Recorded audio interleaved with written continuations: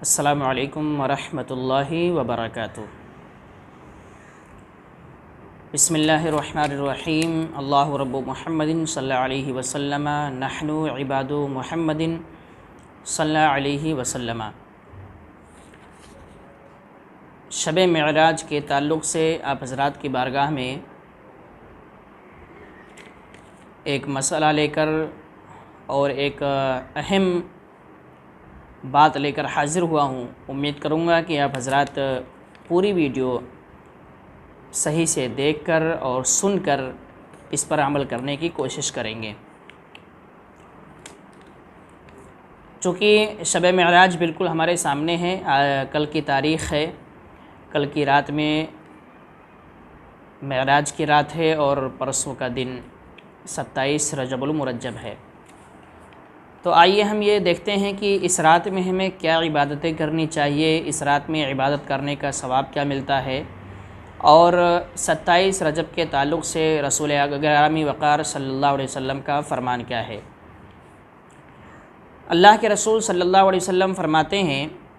کہ رجب کی 27ویں رات میں عبادت کرنے والے کو 100 سال کی عبادت کا ثواب ملتا ہے۔ یاد رکھیں کہ جو شخص اس رات میں عبادت کرتا ہے تو اس کو 100 سال کی عبادت کا ثواب عطا کیا جاتا ہے۔ اب عبادت سے مراد وہ کسی بھی طرح کی عبادت ہو، مطلقاً اس رات میں عبادت کرنا ہے، چاہے وہ قرآن پڑھ کے عبادت کرے، چاہے وہ نماز نفل پڑھ کر عبادت کرے، چاہے وہ اور کسی طریقے سے عبادت کرے۔ مسئلہ یہاں پر یہ ہے کہ اس کی رات عبادت میں گزرنی چاہیے۔ اگر وہ اپنی رات عبادت میں گزارتا ہے تو اس کو 100 سال عبادت کرنے کا ثواب ملتا ہے۔ دوسری بات یہ کہ اس رات میں نفل نمازوں کے تعلق سے کیا فرمایا گیا، تو اسے بھی میں آپ کے سامنے پیش کر دوں۔ 27ویں رات میں، رجب کی 27ویں رات میں یعنی جو معراج کی رات ہے جس کو شب معراج کہتے ہیں، اس رات میں اگر کوئی شخص 12 رکعت نماز نفل پڑھے، 12 رکعت نماز نفل، طریقہ یہ ہے کہ وہ عام نمازوں کی طرح ہی 2 رکعت کر کے نماز پڑھے، سورہ فاتحہ پڑھے، سورہ فاتحہ کے بعد جو سورت اسے اچھے طریقے سے یاد ہو وہ سورت پڑھے، 2 رکعت مکمل کرے، سلام پھیرے، اس طریقے سے 12 رکعت مکمل کرے۔ اور جب اس کی 12 رکعتیں مکمل ہو جائیں تو وہ اپنی ہی جگہ پر بیٹھ کر 100 مرتبہ یہ کلمہ پڑھے جو میں آپ کے سامنے بیان کرنے جا رہا ہوں۔ سبحان اللہ والحمد للہ ولا الہ الا اللہ واللہ اکبر۔ 12 رکعت نفل مکمل ہو جائے تو اپنی جگہ پہ بیٹھ کر 100 مرتبہ یہ کلمہ پڑھے، یہ تسبیح پڑھے، سبحان اللہ والحمد للہ ولا الہ الا اللہ واللہ اکبر۔